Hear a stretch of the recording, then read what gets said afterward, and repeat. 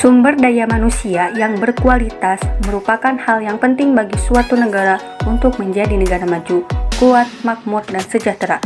Guru yang profesional, salah satu cirinya adalah guru yang mampu mengelola kelas dengan baik.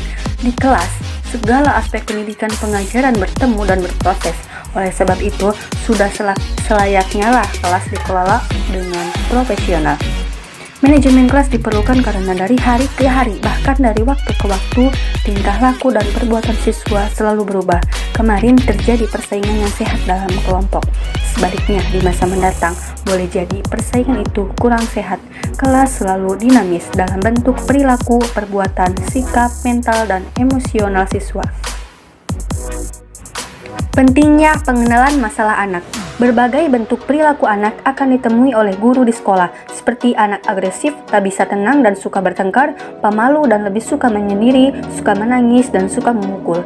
Perilaku anak di kelas, di depan guru, teman-temannya, atau di depan orang lain disebabkan oleh pengalaman-pengalaman yang diperoleh anak, kondisi yang dihadapinya, dan disebabkan oleh berbagai keinginannya. Hal ini merupakan hasil interaksi antara dirinya dengan semua aspek lingkungan rumah, sekolah, dan masyarakat umumnya. Suatu anggapan bahwa masalah anak tidak dapat ditinggalkan di rumah. Anak membawanya ke sekolah sehingga mengganggu proses pembelajaran di kelas. Bahkan, proses pembelajaran menjadi tidak terjadi sama sekali apabila anak mengalami tekanan batin karena kebutuhan psikologisnya tidak terpenuhi, merasa terkucilkan, tidak dihargai, dan tidak disenangi. Jika guru ingin sukses, hendaknya mencakup usaha guru memahami masalah-masalah anak dan mengambil langkah penyelesaiannya dengan tepat dan benar. Jenis masalah anak dalam pengelolaan kelas. 1. Masalah individual.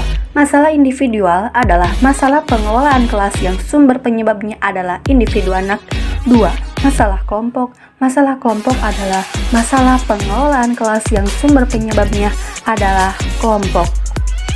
Teknik penanggulangan masalah anak dalam pengelolaan kelas. Teknik pengelolaan kelas dapat dikelompokkan ke dalam teknik preventif dan teknik kuratif. Teknik preventif adalah teknik untuk mencegah timbulnya tingkah laku yang dapat mengganggu kegiatan pembelajaran. Sedangkan teknik kuratif adalah teknik untuk menanggulangi perilaku anak yang mengganggu kegiatan belajar. Teknik preventif dilakukan guru dengan maksud tersedianya suatu kondisi yang nyaman dan aman bagi anak untuk beraktivitas di kelas. Sedangkan teknik kuratif merupakan tindakan korektif guru terhadap perilaku anak yang menyimpang dan merusak kondisi optimal bagi kelangsungan aktivitas anak di dalam kelas. Adapun teknik preventif sendiri antara lain, yang pertama, sikap terbuka merupakan sikap guru yang penting untuk menunjukkan keakraban hubungannya dengan anak. Yang kedua, sikap menerima dan menghargai siswa sebagai manusia. Yang ketiga, sikap empati, upaya yang dilakukan dalam dimensi pencegahan. Yang keempat, sikap demokratis ditunjukkan guru untuk teknik pencegahan. Yang kelima, mengarahkan anak pada tujuan kelompok dan aturan kelompok penting dilakukan guru untuk pencegahan perilaku anak. Yang keenam, menghasilkan aturan kelompok yang disepakati bersama. Yang ketujuh, memperjelas komunikasi.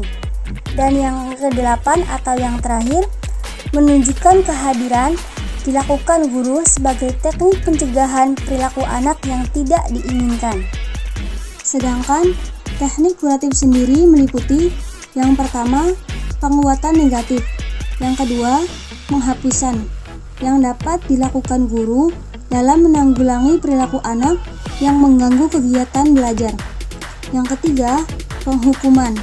Yang keempat, pembicaraan situasi pelanggaran dan bukan pelaku pelanggaran. Yang kelima, pemasabodohan terhadap pelanggaran. Yang keenam, pemberian tugas yang memerlukan keberanian. Yang ketujuh, guru dapat memberikan tugas yang bersifat memimpin. Bersifat keberanian menuntut kekuatan fisik anak yang menunjukkan tingkah laku menguasai. Yang kedelapan, penghilangan respon. Yang kesembilan, penyalahan anak secara tidak langsung. Yang kesepuluh, peningkatan partisipasi. Yang kesebelas, meratakan partisipasi anak. Yang kedua-belas, pengurangan ketegangan. Dan yang ke-13 atau yang terakhir, penyelesaian pertentangan. Beberapa pendekatan yang dapat membantu guru dalam memecahkan masalah dalam kegiatan belajar mengajar diantaranya: A. Pendekatan individual. B. Pendekatan kelompok. C. Pendekatan bervariasi. D. Pendekatan edukatif. Selain pendekatan-pendekatan di atas, berdasarkan kurikulum pendidikan agama Islam tahun 1994 disebutkan 5 macam pendekatan untuk pendidikan agama Islam, yaitu A. Pendekatan pengalaman, B. Pendekatan pembiasaan, C. Pendekatan emosional, D. Pendekatan rasional, E. Pendekatan fungsional. Kesimpulan: masalah pengelolaan kelas yang bersumber dari anak dikelompokkan menjadi 2 kategori, yaitu masalah individual dan masalah kelompok. Untuk pengelolaan kelas yang efektif diperlukan identifikasi suatu masalah, apakah bersifat individual atau kelompok. Kekurangan hati-hatian guru memahami masalah menyebabkan kekeliruan dalam menentukan jenis masalah yang muncul. Bisa saja terjadi masalah kelompok dilihat sebagai individual atau sebaliknya. John dan Jones 1980 mengatakan bahwa tingkah laku anak di kelas merupakan cerminan dari keadaan keluarganya. Saran: diharapkan dalam mengatasi masalah anak dalam kelas, sebagai orang pendidik harus melakukan beberapa pendekatan dengan melakukan teknik, yaitu A. Teknik preventif. 1. Sikap terbuka. 2. Sikap menerima dan menghargai. 3. Sikap empati. 4. Sikap demokratis. 5. Mengarahkan anak pada tujuan kelompok. 6. Menghasilkan aturan kelompok yang disepakati bersama. 7.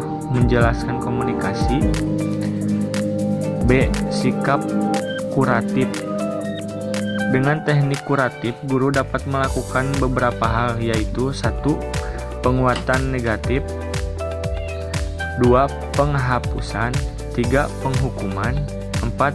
Pembicaraan situasi pengalaman pelanggaran dan bukan perilaku pelanggaran. 5. Pemasabodohan terhadap pelanggaran anak. 6. Pemberian tugas. 7.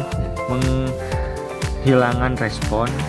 8. Penyalahan anak secara tidak langsung dan menunjukkan segi-segi keberhasilan bagi anak dengan tingkah laku. 9. Peningkatan partisipasi anak dalam beraktivitas.